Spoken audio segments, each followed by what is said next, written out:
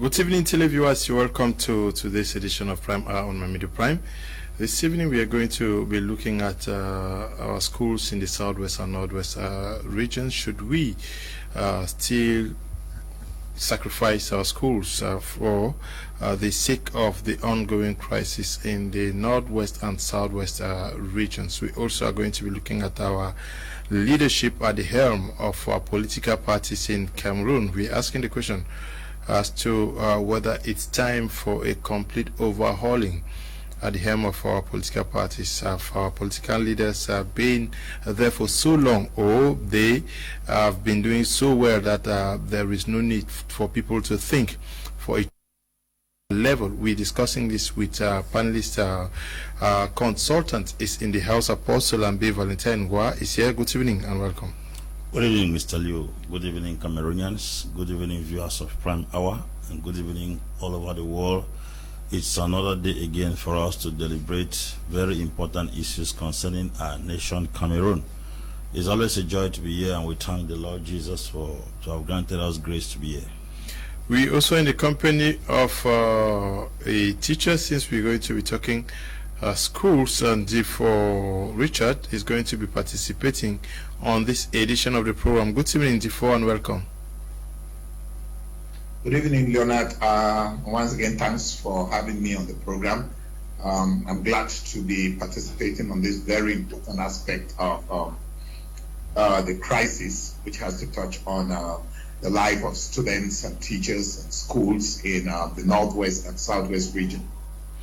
Okay, we were expecting another teacher from Boya, Mr. Sama Abang, who is just informing us this evening that it's practically impossible for him to be joining us. But Dr. Gabila Fortun is going to be joining us in the course of the program from South Africa to also contribute to what we are discussing this evening. I'll start with you, Apostle and B. Valentine Angwa.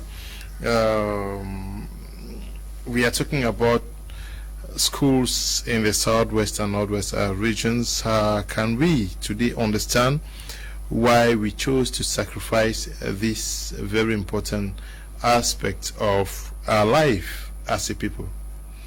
Mr. Leo, I've maintained a particular stance since the crisis started that one of the most foolish decisions ever taken so far by the Anglophones was to think that they will use the boycott of schools to attract the attention of the international community.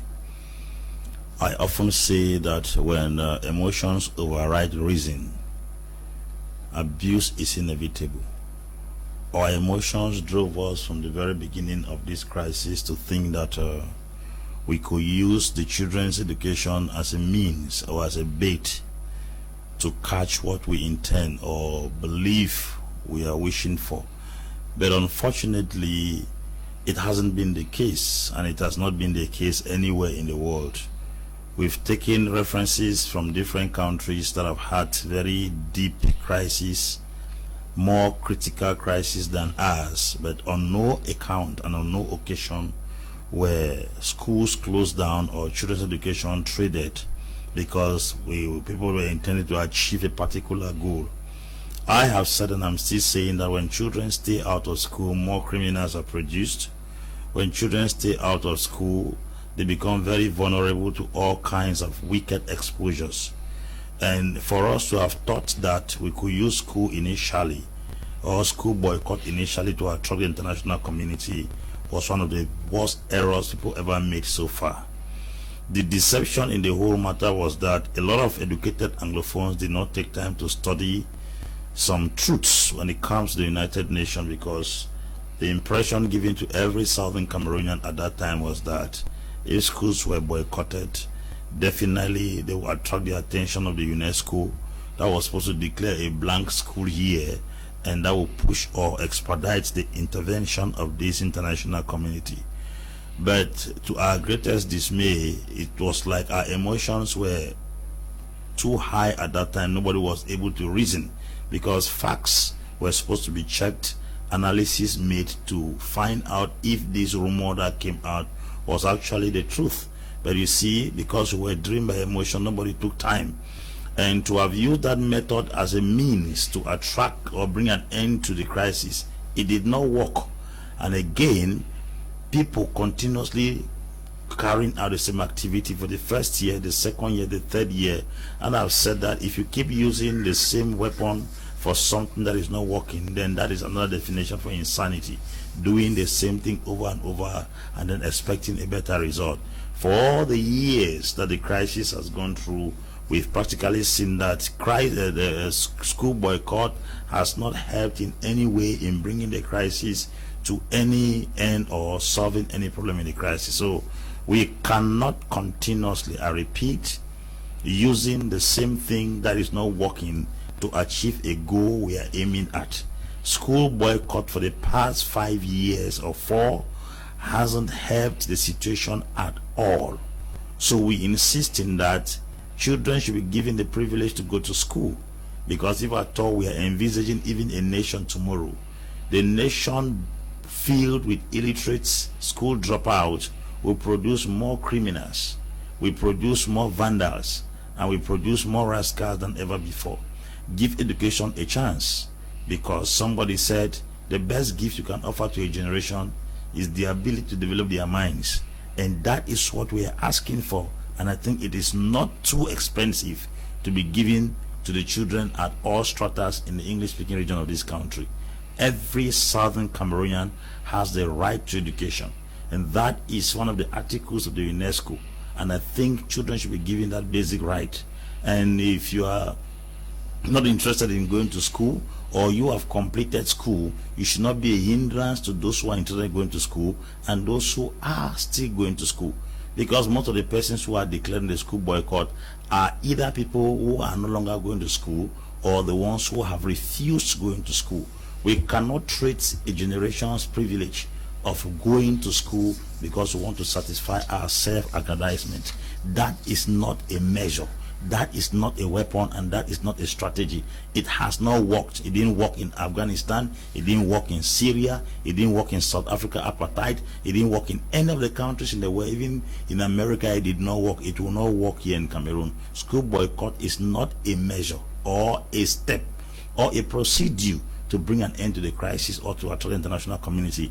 Mind you, my brothers in southern Cameroon, that this school boycott is instead affecting us negatively, because it has a lot of strings attached to it: economic consequences, mental consequences, social consequences, as well as infrastructural damages that are taking place, that if you want to couple together, you will realize that one stick of match can burn down a whole forest. We are coining it school, but beneath the under that school subject has a lot of economic, social, mental, infrastructural damages that are coupled with it. So let us not make the mistake that it's only a matter of school, because the error also in this thing is that people are migrating and becoming what you do not want them to be. The very culture, the very Anglo-Saxon education, the very Anglo-Saxon nature is gradually being eroded. It is dead. It is being wiped out as our children intermeddle with a new culture. They intermeddle with a new social education. They are practically going out of the realities of their very foundation. Okay. Before Richard, I don't know whether you have another understanding on the motives behind using the school as a tool for this crisis. Donald, when this crisis started, it beat my imagination. In fact, I couldn't find the logic behind this. Personally, I launched an online campaign. Despite the risk that was involved, I launched an online campaign at the same time when this thing started against this so-called school boycott. As a matter of fact, calling it a school boycott is even lighter, because as a matter of fact, it was a total disruption of schools. Because when we say school boycott, it creates the impression that the parents and the children and the teachers were willingly boycotting schools. On the contrary, they were being forced to stop going to school. Schools were under attack. Teachers were under attack. School children were under attack. And the attacks on schools and school children and teachers It's an attack on the basic right of children's education and, of course, their future. And like I said, I could not understand where this logic was coming from. Up to this material moment, I still did not picture the logic behind the school boycott, because I don't think how that would have assisted, helped us at independent, or maybe helped us to have what we were clamoring for. It is understandable that this whole crisis started with the teachers' strike. But when the teachers went on strike, they were not asking for separation or cessation, nor were they calling for war. It was a temporary strike they were calling for because of the educational system and because of the infringement on the Anglo-Saxon education by the Francophone system. Unfortunately, it was hijacked, and these same teachers who went on strike were not themselves saved. So, like Apostle and they clearly indicated, the attack on schools have been devastating to a lot of children who, up to this moment that we speak, have not been able to see the four walls of classes. We have seen situations where a few parents who could afford it took their children out of the northwest to southwest to Yaoundé and to Douala and the other francophone part of the country for studies. And the majority of these children comes from very poor homes and are unable to be able to do what those rich parents could do, or even some parents who could at least manage to move their children out of this region. And in addition, we find in some big towns like in Boya, in Bamenda, we could find children going to school. But the situation in the interior part of Cameroon is worst, because children in those areas, up to this moment as we talk, have not still been able to go to school. The Amber boys are still behind them. They are still attacking them. They are still threatening them. The attacks on teachers, we saw what happened in Kumba. All of this flout one of the basic rules of law, or of war, sorry. The rules of war do not permit for schools to be touched during war. Schools are one of those safe places where nobody is supposed to attack those areas. Because schools are not battlegrounds. School children are not fighters. Teachers are not fighters. I don't understand why they keep carrying their attacks on this vulnerable group of people. If I could try to figure out some kind of understanding behind this, is the fact that they always go after soft targets, the helpless. And that is why schools and school children have become a comfortable target for these people. So I couldn't say any much more than Apostle Ambe has clearly enumerated. This has caused enormous damage to the future of the children in southern Cameroon. As we speak, we don't know how their future, how their life is going to be. The years that they have lost in school, we don't know how they are going to cover up with all these years out of school. Yes, but Apostle Ambe Vanten, what did we think would be the outcome of asking children to stay home, teachers not to teach? Did we really take the full take time to understand the consequences of our action? Mr. Leo, my worry is that southern Cameroon is filled with a lot of intellectuals, a lot of educated people, professors, doctors of all class and category, who could not possibly reason at that moment that we could use school boycott as a means to attract the international community to intervene in the crisis rocking the northwest and the southwest. With all our education, the propaganda and the lies told to every English-speaking citizen of this country was gladly accepted by some of us, even who have gone to school. Nobody was that sharp enough to do a research, if at all the UNESCO for once in life has ever attempted declaring a blank year or intervening in a nation because people started a war and schools were boycotted. That is the mystery I'm still trying to decipher, because it's so amazing that with a huge population of educated people, nobody could how would I put it, cross-check the facts to find out if at all what these guys were telling us, that the UNESCO will intervene and there will be a rapid intervention, because that was a deception. I was also deceived. Now I was asking that, I came to the conclusion that when emotions override reason, even the most educated become dunces. When emotions override reason, even the most educated or the intellectuals appear as novices. Emotions overrode the reasoning of southern Cameroonians, and that's the reason why such a lie presented to us was gladly accepted. It was later on we realized, as the years were unfolding, that we were told a very big lie. Now that the lie has been told, we are coming out to correct the error and to make people understand that the children's education cannot be traded. It cannot be used as a political guinea pig for the people's experience in life. We cannot trade a children's education for the interest of a few individuals.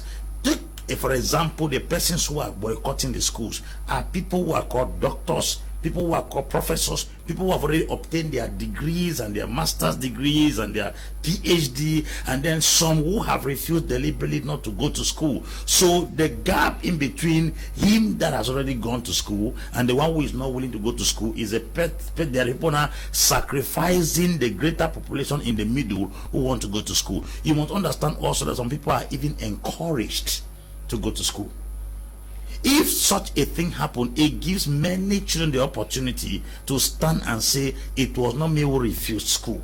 And if a child drops out of school for 4 or 5 years, for the child to pick the steam again and go back to school is another whole drama on its own. Sometimes your classmates with whom you completed primary 6-5 years ago will be writing GC ordinary levels now. If at all at the age of 20 years you are still having first school, to go back to school and go and meet friends whom you left 5 years ago, there is that discouragement. People will not even find the urge and the energy to go to school again.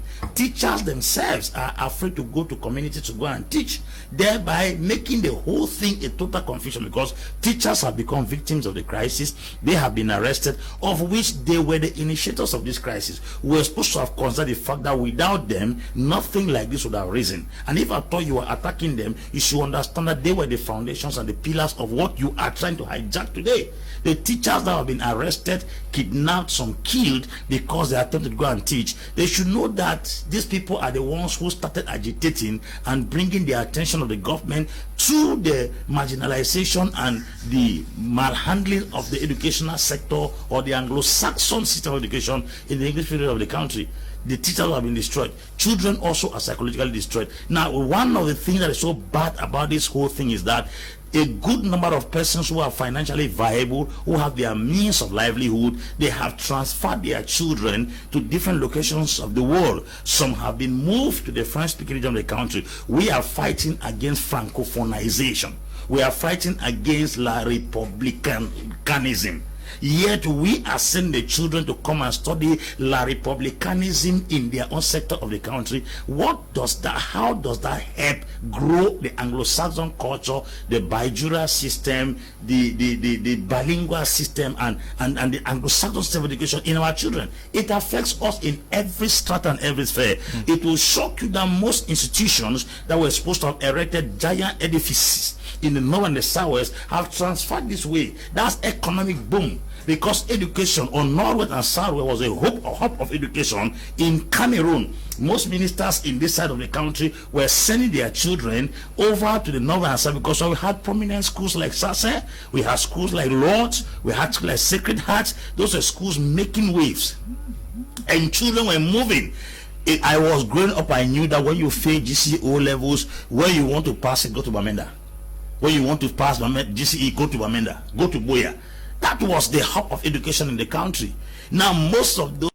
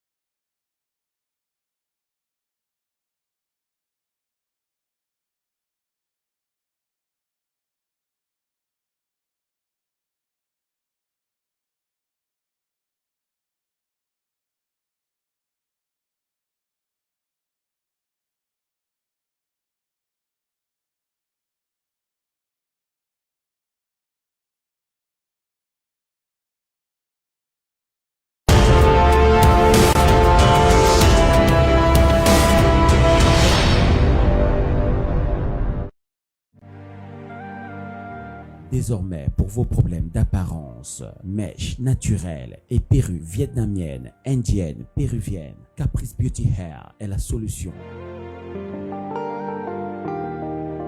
Caprice Beauty Hair, c'est la vente gros et détail à des prix défiant toute concurrence. Faites-y un tour dans nos boutiques et vous serez satisfait. Notez bien, chez Caprice Beauty Hair, vous êtes satisfait ou remboursé.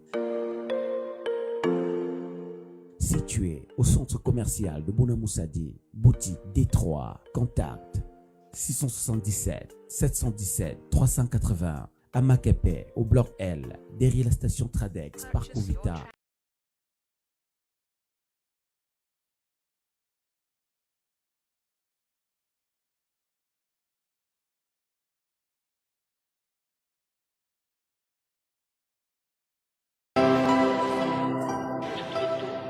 Shopping Grâce Divine. Vous ne serez jamais déçus car nous avons tout ce qu'il vous faut. Les produits de qualité pour vous rendre belle et sublime. Des chaussures, des sacs et les habits pour enfants de grande marque. Shopping Grâce Divine.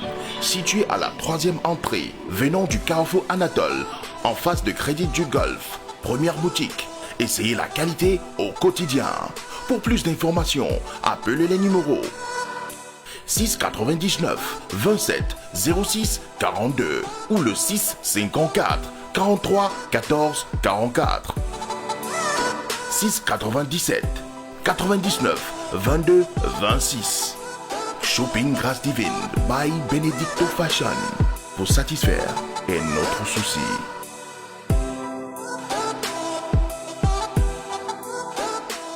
Are you stressed out thinking of the ideal learning environment to accommodate your kids come September? If yes, then relax because Britannia International School Bonamoussadi Douala is what you've been looking for. What makes us unique? Britannia International School offers quality British education across all sections of the school, which include the daycare, early years, and primary section. With Britannia, your kid is assured of the following academic qualifications: the Cambridge Primary Checkpoint.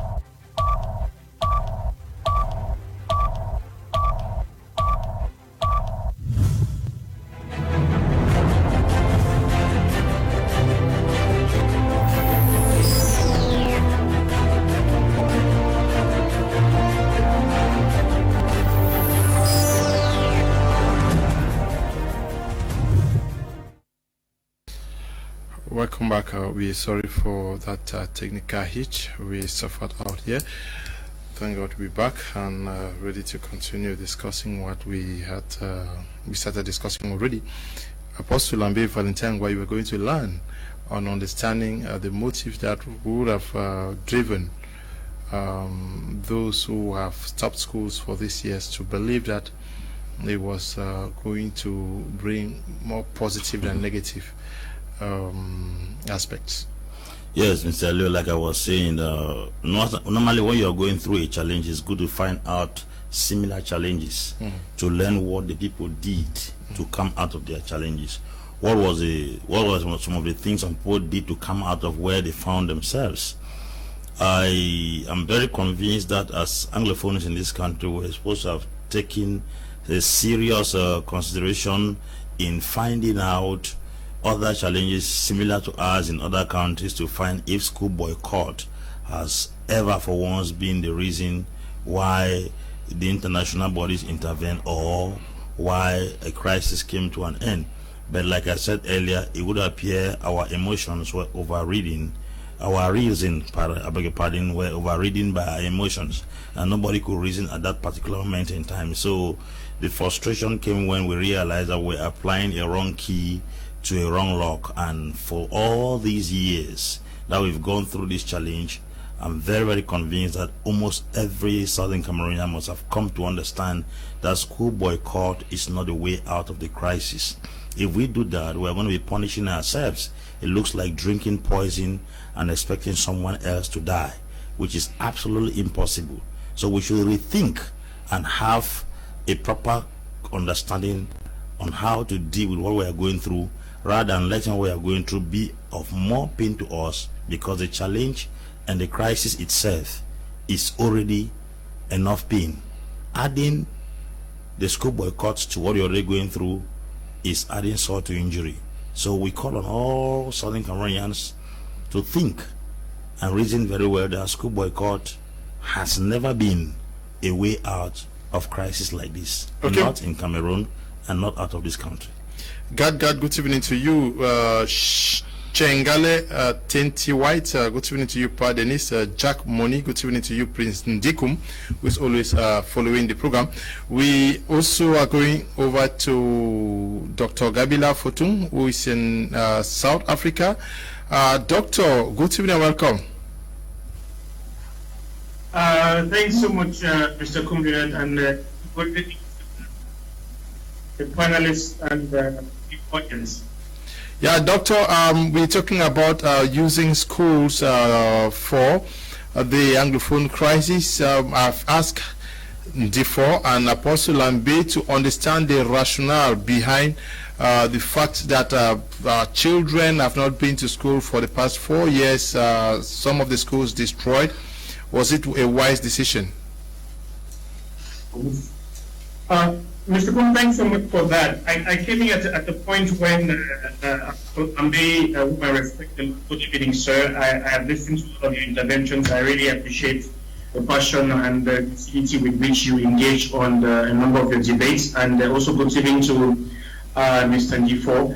I was hoping that I would be informed by the people on the ground on what the reality of school boycott is. So I will not want to contradict what they have said, but